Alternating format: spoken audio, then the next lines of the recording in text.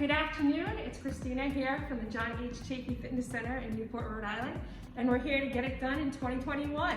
So this week it's just Kat and myself, and we're going to talk a little bit today about the supporting muscle groups that we've been working through for the last now 11 weeks with everybody, so hello.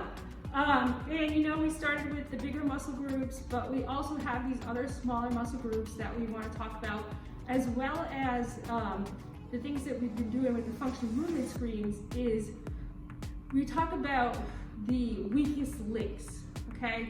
And things that are gonna probably stop you in your tracks when you're trying to get to another level with your training. And things that you might not even think about as being important. So things like wrists and elbows and shoulders. We talked about it a ton over the upper body segment. We talked about shoulder stability. We talked about shoulder mobility. We talked about different things with our chest. But what is the real way to get those to work for you? So last week we ended our segment with a lot of those push-ups and different push-ups, and we had them up on balls and things like that. So when we work with people as a trainer, one of the things we hear a lot is, I can't increase my push-ups, or my bench never goes up, or things like that.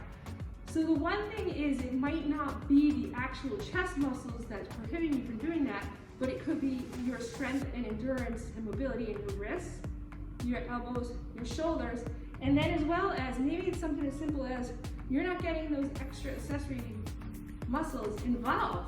And you know what? You can get the triceps and biceps to join the party with those planks and things. You're gonna definitely benefit from that. So Kat and I today are just gonna talk a little bit about those smaller muscle groups, which are still critical to the entire shape. Perfect. Hi everyone, my name is Kat. So we're going to talk about these smaller muscle groups, especially in our arms today. You use a lot of them, like Christina says, your push-ups and your planks. You use it to carry things, if you're carrying grocery bags in your hands. So we're really going to focus on those, which will help in your exercises, but also your daily lives, which is very key, because we want to be strong in our daily living, making sure we can carry our grocery bags most efficiently and effectively and safe, and that we aren't putting us in long-term trouble. So you have your wrists, okay? Your wrists are very mobile. You see they move around very easily. So we need to find ways to make those wrists strong around the supporting areas. For example, your hands and your forearms. Both of these will help your wrists as best as we can, okay? So we want to make sure we warm up, of course. So warming before you warm up, example is like doing a plank or push-up, and that will help, like an upright push-up, will help with the wrist warm-up, making sure we're always warming up those hands and those forearms anytime you're doing exercising. So then if you, let's say you have weak fingers, okay? For example, like me, I'm really strong doing deadlifts, but my fingers are always my weakness. So what I do to increase the strength in my fingers, because your fingers do like this, is to, for example, we call it farmer carries. So if you have grocery bags, you can put some cans in grocery bags. If you have dumbbells like me, or kettlebells like Christina, you can just hold them in your hand, and all you do is just let them hang with an upright posture. So if you notice, she's standing nice and tall, she's letting it hang by the fingers. She's not letting the fingers uncurl themselves. She's making sure the fingers are staying nice and curled into the palm of her hand, okay? That will help your finger strength, okay? By doing that. And this is a great one you can do in front of the TV and just walk around the couch. You can walk up and down some stairs. You can go for a lap around the house. So this is a great way to increase your finger strength. And this is a very easy one that you can do anywhere. Another great one, which is a lot harder one, which we can't really demonstrate right now in this location, but is hanging from a monkey bar, like a monkey. That's a great way to increase your pull-ups or your finger strength, and finger strength is very key also when you're doing pull-ups, okay? So if you want to work on your pull-ups, just hang out at the bottom of a bar, and that will work on your finger strength, making sure you do it just a couple times Say shoot for 10 seconds. If you can't do 10 seconds, that's okay. Maybe do 5 seconds, okay? Shoot for 5 seconds, hang out, let the fingers relax because your fingers will start cramping, and then do it again, okay? Those are great ways to increase your finger strength in terms of exercising. Another great way, and the last great way, is basically like finger curls. So think of like a stress ball. So you're squeezing a stretch ball back and forth, and you just squeeze in. That's a great way, especially if you have any injuries, previous injuries to the hands and fingers, like broken fingers, to help increase that strength of those fingers. And we'll also want good endurance on them, okay? So those are a great way to increase the hand portion strength. Now let's go to the forearm. So the forearm is basically from the wrist all the way before the elbow, okay? So we're going to increase these muscles. You actually have quite a few muscles in your forearms, okay? A lot more than we realize, okay? Even though it's really small, there's a lot of different muscles there. So we're going to show you some exercises that you can do with, like I said, a can, a stick. You can even do it with a stick. You can do it with a hammer. Just be careful with a hammer, of course.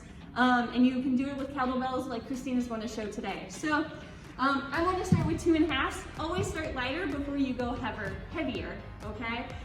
Because this can make your forearms really sore, and if you've ever had sore forearms, man, it's tough the next day to just do a lot of things. So just start with light, see how you feel, and then always go up. So what we're going to do first is what we call our wrist curls. So you can do this sitting, like Christina is, or you can do it standing, which I can, in front of like a TV, at a gym, at the beach. If you plan on going to the beach pretty soon, you can literally do this almost anywhere as long as you just have something with a little bit of weight, okay? So what you're going to do is have the elbows nice and relaxed, or at a 90 degree if you're standing, okay? So Christina's seated, so she has her elbows nice and relaxed. Her wrists are hanging off her knees, so if you do it on a table, have the wrist hang a little bit off the table, okay? Her wrists are slightly beyond, so slightly downward, okay? You don't want to go super far backwards, uncomfortable, because that's uncomfortable, we don't like that. So go slightly down, and then all you're going to do is curl it towards your bicep. So just curl the wrist up and back, just like that. So that's working the forearm, parts of the forearm, and this is a great way to increase the strength right here. So all this is a small little movement, and it's just curling the wrist, okay? So do that about 2 to 3 times out of 10, see how you feel, and then wait a couple days and then do that again. That's a great way to increase the forearm strength, okay? I am standing, it's a little bit harder because I'm having to hold up the weight the entire time, okay? But I'm still doing wrist curls. It's very similar to a bicep, but you're just moving your wrist, okay? Now, all we have to do is to work to the opposite side, is literally flip it over, okay? So now have the palm face towards the ground. Her elbow is still nice and relaxed, okay? So her biceps isn't doing most of the work. I'm a little bit harder because my bicep is slightly engaged, but as I hold up this weight and keeping it 90 degree, however, I'm not moving my elbow anywhere. It's staying nice and snug against my body. Her wrists are going to go slightly downward and then slightly up towards her bicep. So now you're doing knuckles to bi. So knuckles to bi is for the extension portion, and that's working the top of your wrist. So you can even just poke it, send the wrist and poke it, and you'll feel it. It's pretty tough right now, okay? So that's a great way to also work those. Those will really help with your push-ups, pull-ups, lifting things more than we can imagine, okay? Next we're going to do is you can stick it out nice and straight. I've learned to stick it out nice and straight. However, the closer it is to your body, the easier this is, okay? And you can use a stick, you can use a weight. All you're going to do is hold the bottom of it, okay? If you hold the middle of it, the easier it will be. The bottom of it will be harder, okay? Middle easier, bottom harder, okay? So she's going to hold it next to her body. I'm going to hold it straight out, and all you're going to do is rotate the wrist like a clock or a rainbow, and just go back and forth. And we call it supination, pronation. So you're basically creating a soup, and then you're pouring it. Supination, pronation. So this is also, your wrists like to do this. They rotate similar to a queen's wave, as they call it. You have to do that. So you're just rotating the wrist back and forth. I played field hockey in college. In our sport, we used to do this all the time, working on our wrist strength, our forearm strength, and our control, our really control of our hands, okay? So this is great working on control. If I go in the middle, it's a lot easier. It's a lot easier. I can do this all day, okay? Perfect. So now we're going to do what's called radial and ulnar deviation, okay? So you can do it by the side, or you can do it straight out. And all you want to do is bob the head, yes. Just literally just go yes and no. So that's all it is. It's just simple up and down with the palm directly out to the side. Okay, so you can do it with a soup, a kettlebell, a little weight. Keep it light before you go heavy, of course. Okay, so that's called radial ulnar deviation. I'm doing both at once because it's just really easy to do both instead of stopping and then going one, stopping and going up. I like to do both at once. It's a great exercise. My arm is already burning, holding this 2.5 pounds. Okay, so these are great exercises to work the forearms. That will help with carrying things, stability of the wrist. Control of your wrist, so being strong, okay? Doing push-ups, That's the one we hear the most is a lot of times in a training, the first thing I hear when I start people working on a plank regimen is, especially when I'm here, they want to go down to here. Well, wouldn't it be better to work here a little bit and get this stronger? But they're like, oh, but my wrist hurts so much, I can't do that. Can I do a bench arm plank instead?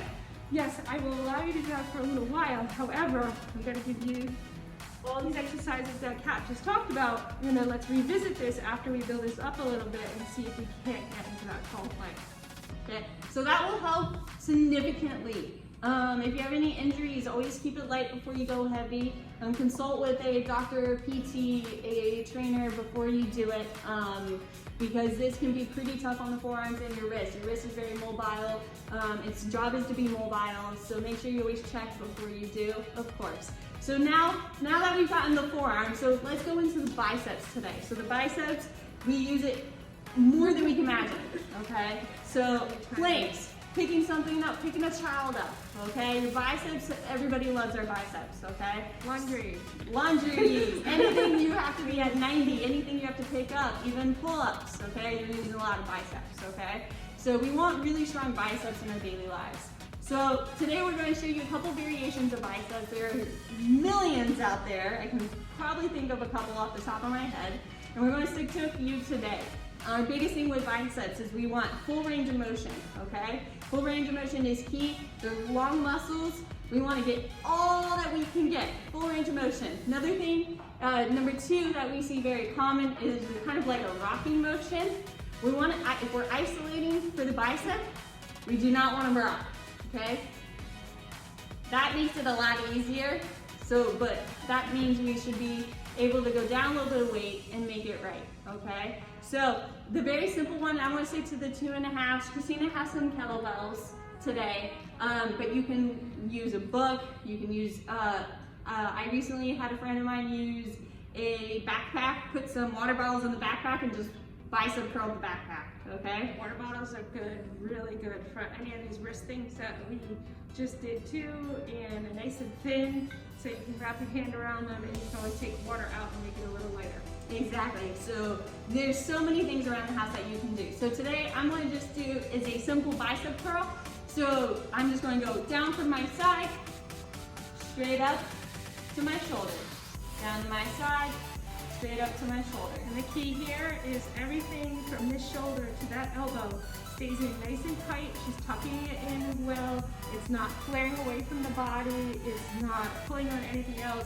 It's just a nice, super controlled up and always. So I get a lot of questions too about wrist. Where should my wrist? Should I be here or should I be here? That's up to you. Wherever you feel comfortable. I personally like both options. I like to change it up a little bit, okay? Here or here, okay? So that's another option, just making sure that we are still not doing the movement of the elbow, because this is really easy. Perfect. So, Kat, Christina, this is my problem. I've had some injuries with my lower body and stuff like that. So how can we still work on that upper body, because I have no limitations on my upper body, but I have some back issues I have to work with. So again, pull something out at home, whether it be this is great, because this will support that spine and you already have that nice cushion there, or you could sit in a chair. So there's no reason if there's something that's going on here that you can't keep working on up here.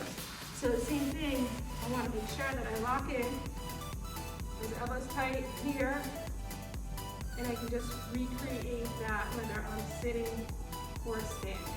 Okay, but the key again is not start throwing my whole body into it, because that means the weight is way too heavy for me.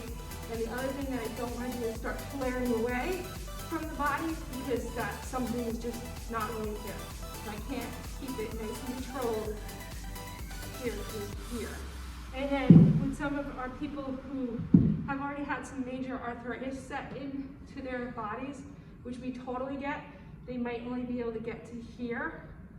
But maybe we just finish that next range of motion after with a few with no weight.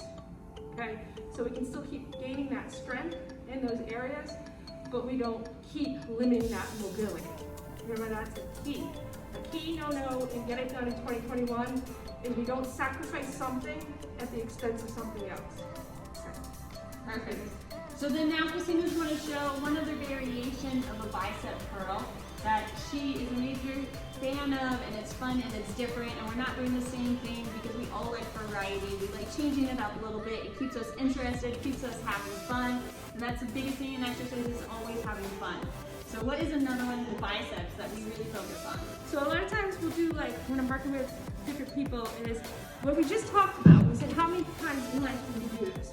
So think about when you're carrying a child, right? So your arms are locked in this position most likely, or one arm is locked in this position. I hope you switch hips with your children. Make sure you do that. So you're locked in, and you're usually kind of stuck in a bicep curl. Or have you ever been like, okay, I want to take one load of laundry, or I want to take one load of groceries in the house, and you're stuck in this position, you load all those bags up. Well, that takes endurance too, right? So you might have the strongest biceps, but by the time you get in the house, they're like conking out, now the groceries are almost on the ground, you're kind of walking like this, one of my favorite things to do in life. And then you have to drop those groceries, and now you just crunched all your eggs. So one of the things that we like to do is do what's called an isolation and isolation. So I hold here while I work the other side, keep it tucked in, so I work on that endurance, and then I get 10 here. So we're going to 10, that's one. And then switch, locking here. And another great way to utilize that a little bit more lifelike, because there are lots of times in life, I guarantee you start watching these videos and you're like, yeah, I do that, oh yeah, that's how it feels. So adding a little bit of that endurance into that muscle in that range of motion is critical, because that's the one when you're carrying, you're kind of usually stuck in that range of motion. So that's a key one. And then the other thing, if you have the ability to have kettlebells, the one thing you just notice is there's something called a bell up. So what that did was it translated back to where we started. I'm working more on my hand grip. I'm working on my wrist again and doing that, and I can easily take that to other planes of motion too. So I could go here, and notice I drop down to the fives, okay? This is my weakest part in this muscle. I'm taking it away from the body at an angle. Here's my strongest. So for me, if I try this, I'm gonna sacrifice form again. So it's really important that I know what the limitations are if I start changing those angles or I start doing those holds. I might be able to curl 30 pounds with a movement curl. Once I start getting into some of this stuff, drop that weight down significantly, work on those ranges of motion, and then move on, okay? And play with the angles. You can't do too much on a dumbbell, but you can still go to what's called a hammer versus a straight curl. You can also do something, if you really want to get crazy, flip those over.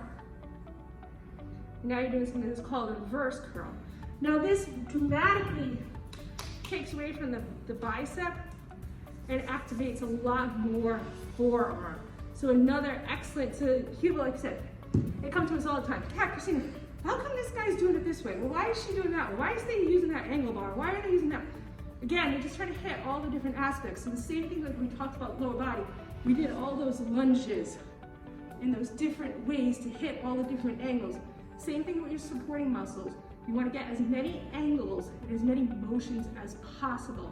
We don't only want to do this, okay? Because in life, we go all over the place. So that was our bicep curls. Do we want to show them any more fun things today?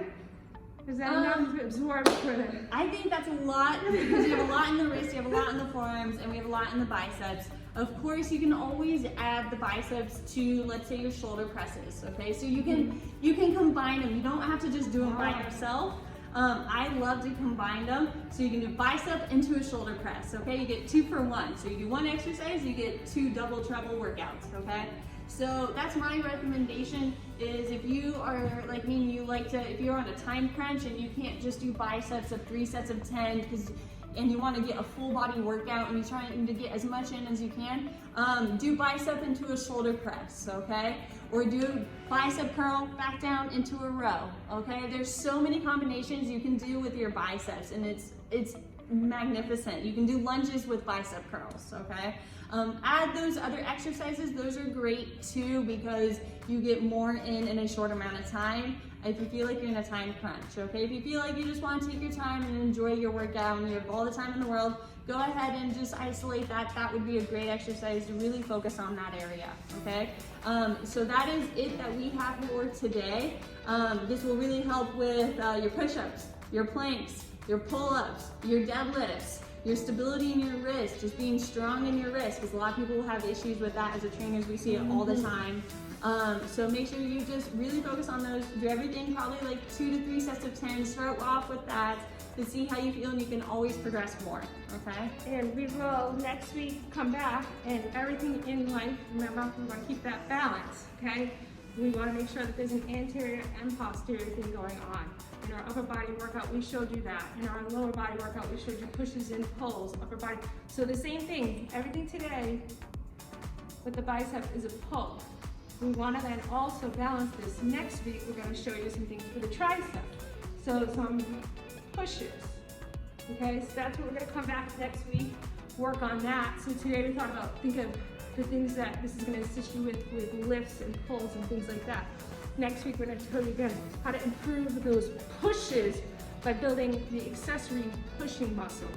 So we'll work on triceps all next week. How exciting. One of my favorite muscle groups. It really has helped tremendously if you especially are looking to add upper body strength.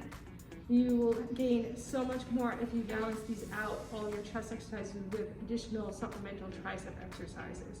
So next week we'll get it done in 2021 and hopefully we'll have the whole crew back and we'll see you then.